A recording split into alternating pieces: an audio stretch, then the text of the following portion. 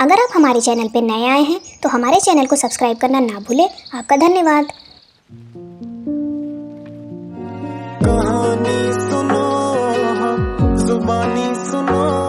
दोस्तों, आप सभी का स्वागत है कहानी सुनो के आज के एपिसोड में। मैं आपके सामने हाजिर हूँ शेख चिल्ली की कहानियां लेकर। शेख चिल्ली था तो पूरा बेवकूफ और हमेशा बेवकूफी भरी बातें ही करता था। शेख चिल्ली की माँ उसकी बेवकूफी भरी बातों से बहुत परेशान रहती। एक बार शेख चिल्ली ने अपनी माँ से पूछा कि माँ, लोग मरते कैसे हैं। अब बेचारी माँ सोचने लगी कि इस बेवकूफ को कैसे समझाऊं कि कैसे लोग मरते हैं। माँ ने कहा कि बस आंखें बंद हो जाती हैं और लोग मर जाते हैं। शेख चिल्ली ने सोचा कि उसे एक बार मरकर देखना चाहिए। उसने गांव के बाहर जाकर एक गड्ढा खोदा और उसमें आंखें बंद करके लेट गया। रात होने पर उस रास्ते से दो चोर गुजरे। एक चोर ने दूसरे से कहा कि हमारे साथ एक साथी और होता तो कितना अच्छा होता। एक घर के आगे रहता, दूसरा घर के पीछे रहता और तीसरा आराम से घर के अंदर चोरी करता। शेख चिल्ली ये बात सुन रहा था। वो अचानक बोल पड़ा, भाइयों, मैं तो मर चुका हूँ। अगर जिंदा होता मैं तुम्हारी मदद कर देता। चोर समझ गए कि बिल्कुल बेवकूफ आदमी है। उनमें से एक चोर शेख चिल्ली से बोला, भाई, जरा इस गड्ढे में से बाहर निकलकर हमारी मदद कर दो। थोड़ी देर बाद आकर फिर मर जाना। मरने की ऐसी भी क्या जल्दी है तुम्हें। शेख चिल्ली को गड्ढे में पड़े पड़े बहुत भूख लगने लगी थी और ठंड भी। उसने सोचा कि चलो चोरों की मदद कर दी जाए। तीनों ने मिलकर तय किया कि शेख चिल्ली अंदर चोरी करने जाएगा। एक चोर घर के आगे खड़ा रहकर ध्यान देगा और दूसरा चोर घर के पीछे ध्यान रखेगा। शेख चिल्ली को तो बहुत जोर से भूख लगी थी, इसलिए वो चोरी करने के बजाय घर में कुछ खाने पीने की चीजें ढूंढने लगा। रसोई में शेख चिल्ली को दूध, चीनी और चावल रखे हुए मिल गए। अरे वाह, क्यों ना खीर बनाकर खाई जाए। शेख चिल्ली ने सोचा और खीर बनानी शुरू कर दी। रसोई में ही एक बुढ़िया ठंड से सिकुड़कर सोई हुई थी। जैसे ही बुढ़िया को चूल्हे से आंच लगनी शुरू हुई तो गर्मी महसूस होने पर सही से खुलकर सोने के लिए अपने हाथ फैला दिए। शेख चिल्ली ने सोचा कि यह बुढ़िया खीर मांग रही है। शेख चिल्ली बोला, अरे बुढ़िया, मैं इतनी सारी खीर बना रहा हूँ, अकेले थोड़ी ही खा लूंगा। शांति रख, तुझे भी खिलाऊंगा। लेकिन बुढ़िया को जैसे जैसे सेक लगती रही तो वो और ज्यादा फैलकर सोने लगी। उसने हाथ और भी ज्यादा फैला दिए। शेख चिल्ली को लगा कि यह बुढ़िया खीर के लिए ही हाथ फैला रही है। उसने झुंझलाकर गरम गरम खीर बुढ़िया के हाथ पे रख दी। बुढ़िया का हाथ जल गया। चीखती चिल्लाती बुढ़िया एकदम हड़बड़ा कर उड़ गई और शेख चिल्ली पकड़ा गया। शेख चिल्ली बोला, अरे, मुझे पकड़कर क्या करोगी? असली चोर तो बाहर है। मुझे बहुत भूख लगी थी तो मैं तो अपने लिए खीर बना रहा था। इस तरह शेख चिल्ली ने अपने साथ साथ असली चोरों को भी पकड़वा दिया। तो दोस्तों, शेख चिल्ली की खीर वाली कहानी आपको कैसी लगी ये हमको कमेंट करके जरूर बताएं। अब मैं आपको शेख चिल्ली की एक और कहानी सुनाने जा रहा हूँ, जिसमें शेख चिल्ली और कुएं की परियों की कहानी है।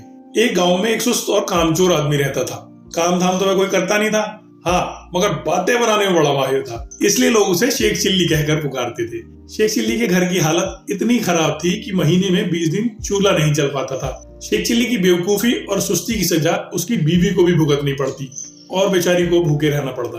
एक दिन शेख चिल्ली की बीवी को बहुत गुस्सा आया। वह बहुत बिगड़ी और कहा, अब मैं तुम्हारी कोई भी बात नहीं सुनना चाहती, चाहे जो कुछ करो, लेकिन मुझे तो पैसा चाहिए। जब तक तुम कोई कमाई करके नहीं लाओगे मैं घर में नहीं घुसने दूंगी तुम्हें।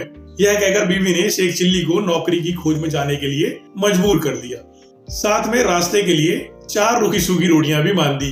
साग सालन कोई था ही नहीं, बेचारी देती कहां से। इस प्रकार बेचारे शेख चिल्ली को ना चाहते हुए भी नौकरी की खोज में निकलना पड़ा। शेख चिल्ली सबसे पहले अपने गाँव के साहूकार के घर गए। सोचा कि शायद साहूकार कोई छोटी मोटी नौकरी दे दे। साहूकार के कारिंदों ने ड्योढ़ी पर से ही डांट डपट कर भगा दिया। अब शेख चिल्ली के सामने कोई रास्ता नहीं था। फिर भी एक गांव से दूसरे गांव तक दिन भर भटकते रहे। घर लौट नहीं सकते थे बेचारे, क्योंकि बीवी ने सख्त हिदायत दे रखी थी कि जब तक नौकरी ना मिल जाए घर में पैर भी नहीं रखना। दिन भर चलते चलते जब शेख चिल्ली थककर चूर हो गए तो सोचा कि कुछ देर चलो सुस्ता ही लिया जाए। भूख भी जोरों की लगी थी, इसलिए खाना खाने की बात भी उनके मन में थी। तभी कुछ दूर पर एक कुआं उन्हें दिखाई दिया। शेख चिल्ली को हिम्मत बंधी और उसी ओर बढ़ चले। कुएं के चबूतरे पर बैठकर शेख चिल्ली ने बीवी की दी हुई रोटियों की पोटली खोली। उसमें 4 रूखी सूखी रोटियां थी। शेख चिल्ली को भूख तो इतनी जोर की लगी थी कि उन चारों में भी पूरी तरह न बुझ पाती। लेकिन समस्या यह भी थी कि अगर चारों रोटियां आज ही खा डाली तो कल परसों या उससे अगले दिन क्या करेंगे, क्योंकि नौकरी खोजे बिना घर घुसना बड़ा मुमकिन था। इसी सोच विचार में शेख चिल्ली बार बार रोटियां गिनते और बार बार रख देते। समझ में नहीं आता कि क्या किया जाए। जब शेख चिल्ली से अपने आप कोई फैसला न हो पाया तो कुएं के देव की मदद लेनी चाहिए। वह हाथ जोड़कर खड़े हो गए और बोले, हे बाबा, अब तुम ही हमें आगे का रास्ता दिखाओ। दिन भर कुछ भी नहीं खाया है। भूख तो इतनी लगी है कि चारों को खा जाने के बाद भी शायद ही मिट पाए। लेकिन अगर चारों को खा लेता हूँ तो आगे क्या करूंगा? मुझे अभी कई दिनों यहीं आसपास भटकना है। इसलिए हे कुआं बाबा, अब तुम ही बताओ कि मैं क्या करूं? 1 खाऊं, 2 खाऊं, 3 खाऊं या चारों खा जाऊं? लेकिन कुएं की ओर से कोई जवाब नहीं मिला। मैं बोल तो सकता नहीं था, इसलिए कैसे जवाब देता? उस कुएं के अंदर 4 परियां रहती थी बेचारी। उन्होंने जब शेख चिल्ली की बात सुनी तो सोचा कि कोई दानव आया है जो उन्हीं चारों को खाने की बात सोच रहा है। इसलिए चारों ने मिलकर तय किया कि चारों को कुएं से बाहर निकलकर उस दानव से विनती करनी चाहिए ताकि वह उन्हें न खाए। यह सोचकर चारों परियां कुएं से बाहर निकल आईं। हाथ जोड़कर वे शेख चिल्ली से बोली, हे दानवराज, आप तो बड़े बलशाली हैं। आप व्यर्थ ही हम चारों को खाने की बात सोच रहे हैं। अगर आप हमें छोड़ दें तो हम कुछ ऐसी चीजें आपको दे सकती हैं जो आपके बड़े काम आएंगी। परियों को देखकर और उनकी बातें सुनकर शेख चिल्ली हक्का बक्का रह गया। समझ में न आया कि क्या जवाब दे, लेकिन परियों ने इस चुप्पी का मतलब यह निकाला कि उनकी बातें मान ली गई। इसलिए उन्होंने एक कठपुतला और एक कटोरा शेख चिल्ली को देते हुए कहा, हे दानवराज, आपने हमारी बात मान ली, इसीलिए हम सब आपका बहुत बहुत उपकार मानती हैं। साथ ही अपनी यह 2 तुच्छ बेटे आपको दे रही हैं। यह कठपुतला हर समय आपकी नौकरी बजाएगा, आप जो कुछ कहेंगे करेगा, और यह कटोरा वह हर एक खाने की चीज आपके सामने पेश करेगा जो आप इसे मांगेंगे। इसके बाद परियां फिर कुएं के अंदर चली गईं। परियों की बात सुनकर शेख चिल्ली की खुशी का ठिकाना ना रहा। उसने सोचा कि अब घर लौट चलना चाहिए, क्योंकि बीवी जब इन दोनों चीजों की करतब देखेगी तो फूल ही न समाएगी। लेकिन सूरज डूब चुका था और रात घिर आई थी। इसलिए शेख चिल्ली पास के एक गांव में चले गए और एक आदमी से रात भर के लिए अपने यहाँ ठहरने के लिए कहा। यह भी वादा किया कि इसके बदले वह घर के सारे लोगों को अच्छे अच्छे पकवान व मिठाइयाँ खिलाएंगे। तो वह आदमी तैयार हो गया और शेख चिल्ली को अपनी बैठक में ठहरा लिया।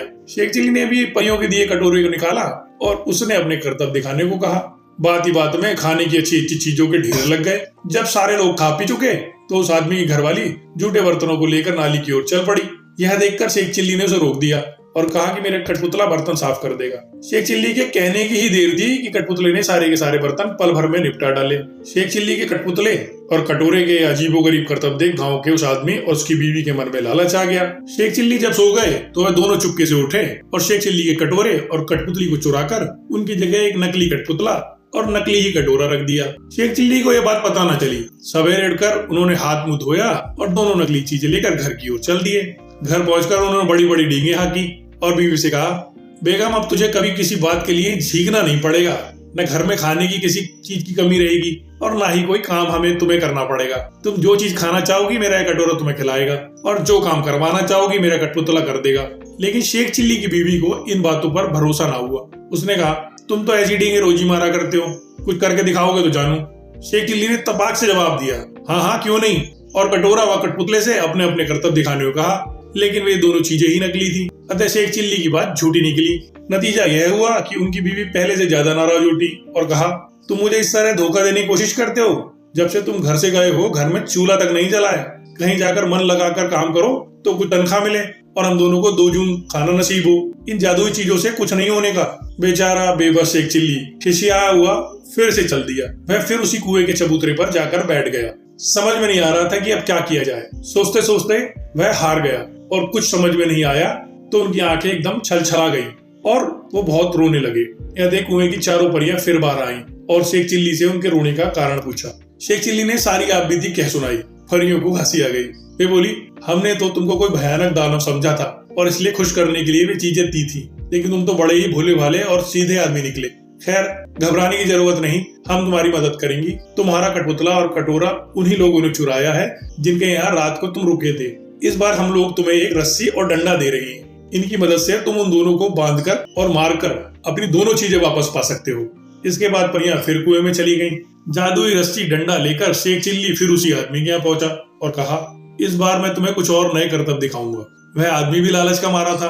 उसने समझा कि इस बार भी कुछ जादुई चीज हाथ लगेगी, इसलिए उसने खुशी खुशी शेख चिल्ली को अपने यहाँ टिका लिया। लेकिन इस बार उल्टा ही हुआ। शेख चिल्ली ने जैसे ही हुक्म दिया वैसे ही उस घर वाले उसकी बीवी को जादुई रस्सी ने कसकर बांध लिया और जादुई डंडा दनादन पिटाई करने लगा। अब तो वे दोनों चीखने चिल्लाने और माफी मांगने लगे। शेख चिल्ली ने कहा, तुम दोनों ने मुझे धोखा दिया है। मैंने तो यह सोचा था कि तुमने मुझे रहने की जगह दी है, इसलिए मैं भी तुम्हारे साथ कोई भलाई कर दूं, लेकिन तुमने मेरे साथ उल्टा ही किया। मेरे कठपुतले और कटोरे को ही चुरा लिया अब जब वो दोनों चीजें मुझे वापस कर दोगे तभी मैं अपनी रस्सी और डंडे को रोकने का हुक्म दूंगा। उन दोनों ने झटपट दोनों चुराई हुई चीजें शेख चिल्ली को वापस कर दी। यह देख शेख चिल्ली ने भी अपनी रस्सी और डंडे को रुक जाने का हुक्म दे दिया। अब अपनी चारों जादुई चीजें लेकर शेख चिल्ली खूब खुश हुआ और अपने घर की ओर लौट पड़ा। जब बीवी ने फिर देखा कि शेख चिल्ली वापस आ गए तो उससे बड़ा गुस्सा आया। उसे तो कई दिनों से खाने को कुछ नहीं मिल रहा था, इसलिए वह भी झुंझलाई हुई थी। दूर से ही देखकर वह चीखी, कामचोर फिर लौट आए, खबरदार घर के अंदर पैर न रखना वरना तुम्हारे पैर तोड़ दूंगी। यह सुनकर शेख चिल्ली दरवाजे पर ही रुक गए। मन ही मन उन्होंने रस्सी और डंडे को हुक्म दिया कि वो उसे काबू में करें। रस्सी और डंडे ने अपना काम शुरू कर दिया। रस्सी ने कसकर बांध लिया और डंडे ने पिटाई शुरू कर दी। यह जादुई करतब देख बीवी ने भी अपने सारे हथियार डाल दिए और कभी वैसा बुरा बर्ताव ना करने का वादा किया। तभी उसे भी रस्सी और डंडे से छुटकारा मिला। अब शेख चिल्ली ने अपने कठपुतले और कटोरे को हुक्म देना शुरू किया। बस फिर क्या था, कठपुतला बर्तन भाड़े व जिन जिन चीजों की कमी थी झटपट ले आया और कटोरे ने बात ही बात में बहुत सारे अलग अलग तरीके के खाना बनाकर तैयार कर दिए। यह सब देखकर शेख चिल्ली की बीवी खूब खुश हुई। तो दोस्तों, आपको आज की कहानी कैसी लगी हमें कमेंट कर जरूर बताएं और इसी तरह की और मनोरंजक और दिलचस्प कहानियां सुनने के लिए हमारे चैनल को जरूर सब्सक्राइब करें। आपका धन्यवाद।